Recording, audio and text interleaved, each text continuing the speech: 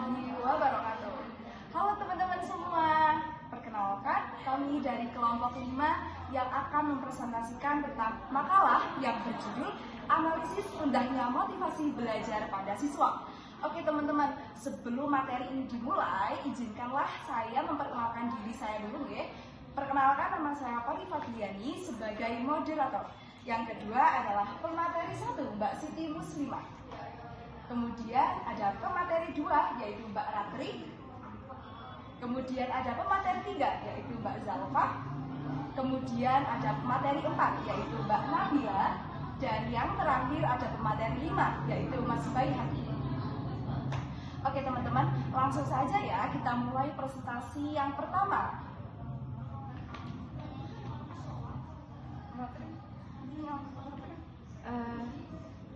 Di sini akan menjelaskan tentang motivasi belajar. Mengapa motivasi belajar itu penting? Karena motivasi belajar adalah kunci utama yang mempengaruhi keberhasilan siswa. Siswa yang bermotivasi tinggi itu akan cenderung lebih aktif, disiplin, dan mampu menghadapi tantangan. Dan begitu pun sebaliknya, jika siswa yang mengalami motivasi rendah, itu akan menyebabkan kurangnya semangat, menurunnya presentasi, dan berkurangnya partisipasi dalam perkembangan. Kemudian ada pengertian motivasi belajar. Motivasi belajar adalah dorongan internal maupun eksternal yang menggerakkan, mengarahkan, dan mempertahankan semangat peserta didik dalam mengikuti proses pembelajaran.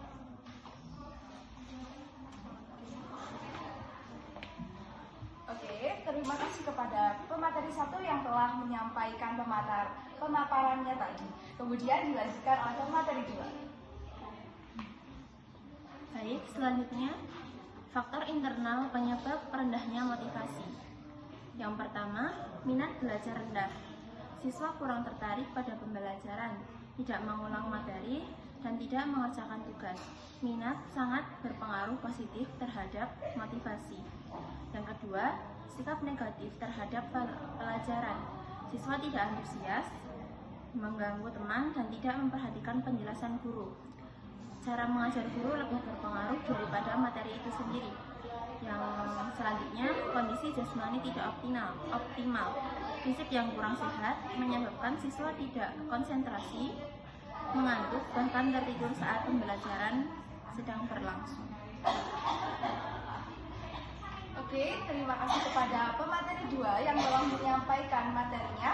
Kemudian langsung saja pemateri 3 untuk menyampaikan materinya. Baik, selanjutnya ada faktor eksternal penyebab rendahnya motivasi belajar.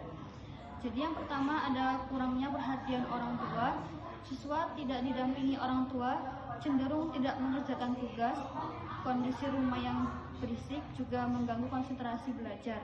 Yang kedua ada metode pembelajaran monoton. Guru yang hanya menggunakan ceramah dan penugasan membuat siswa bosan dan tidak aktif berpartisipasi. Yang ketiga ada pengaruh teman sebaya. Lingkungan pertemanan yang lebih suka bermain daripada belajar menurunkan semangat belajar siswa. Yang keempat ada media dan sarana kurang memadai.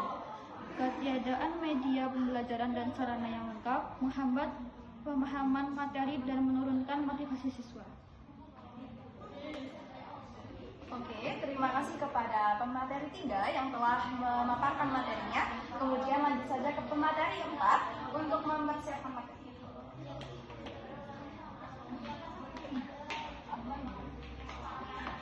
Baik, masuk ke dampak rendahnya motivasi belajar. Yang pertama, ada menurunnya keuletan. Siswa menjadi mudah menyerah ketika menghadapi kesulitan dalam belajar. Mereka cenderung tidak berusaha mencari solusi, enggan mencoba kembali setelah gagal, dan lebih memilih menyerah. Kemudian, yang kedua, kurangnya komitmen. Motivasi yang rendah membuat siswa kurang memiliki tanggung jawab terhadap proses belajarnya. Mereka sering menunda atau bahkan tidak menyelesaikan tugas, kurang memperhatikan penjelasan guru, serta tidak memiliki target untuk meningkatkan kemampuan diri. Kemudian yang ketiga, ada frekuensi belajar tidak teratur. Siswa tidak memiliki jadwal belajar yang konsisten dan hanya belajar ketika ada tugas atau menjelang ujian.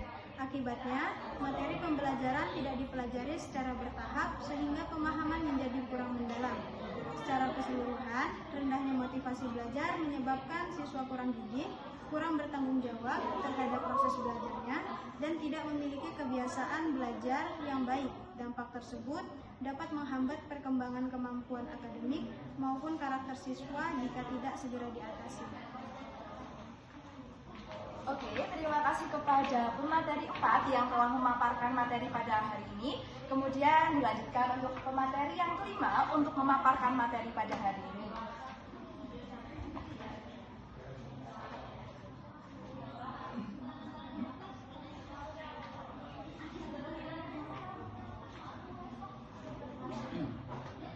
Jadi setelah kita tadi sudah mendengarkan penjelasan penyebab dan juga dampak yang ada, kemudian selanjutnya saya akan menjelaskan tentang upaya apa yang harus kita lakukan untuk meningkatkan motivasi belajar siswa sebagai guru.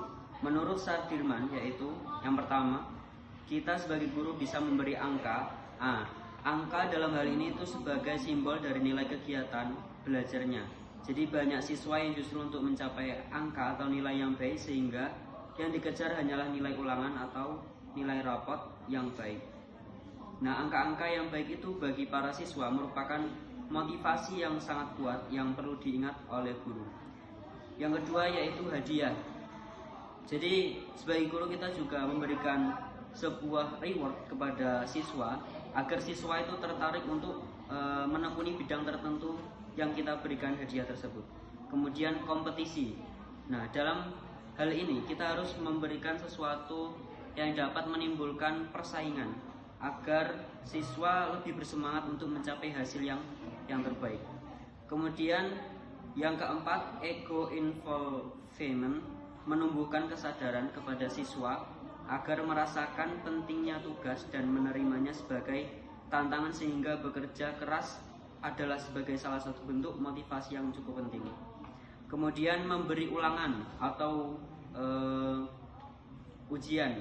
Jadi para siswa itu diberikan sebuah soal atau ujian agar mereka itu bisa mengetahui bagaimana mereka bisa berkembang.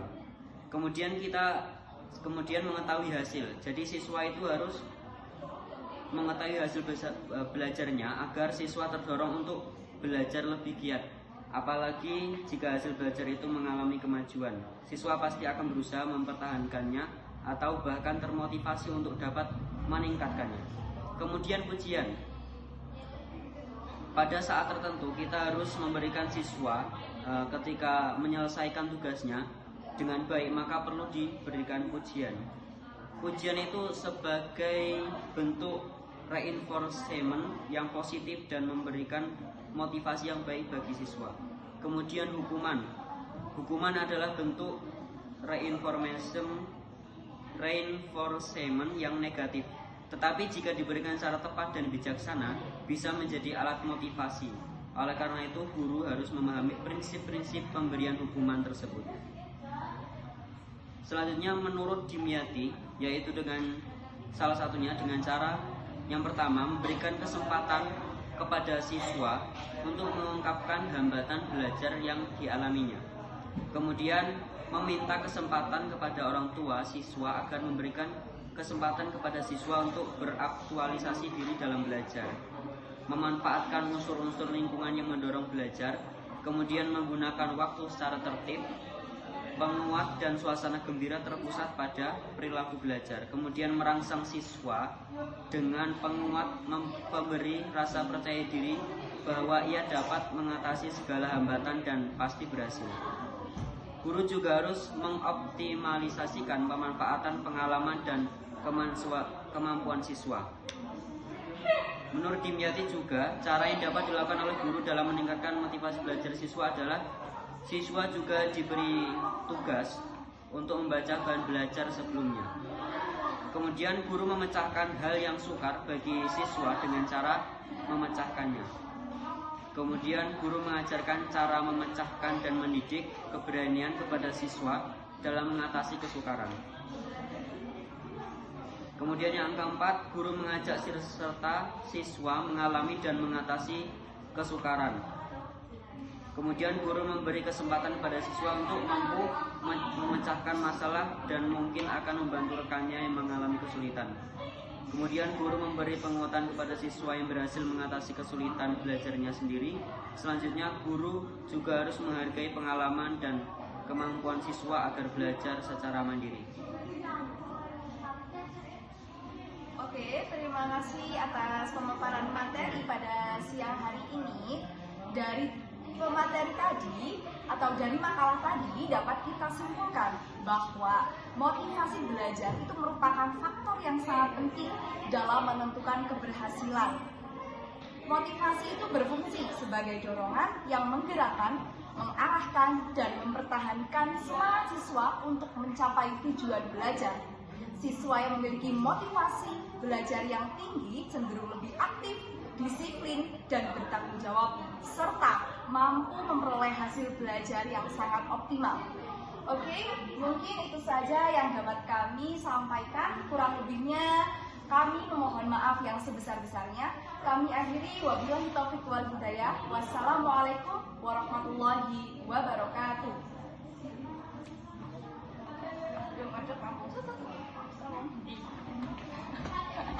Alhamdulillah.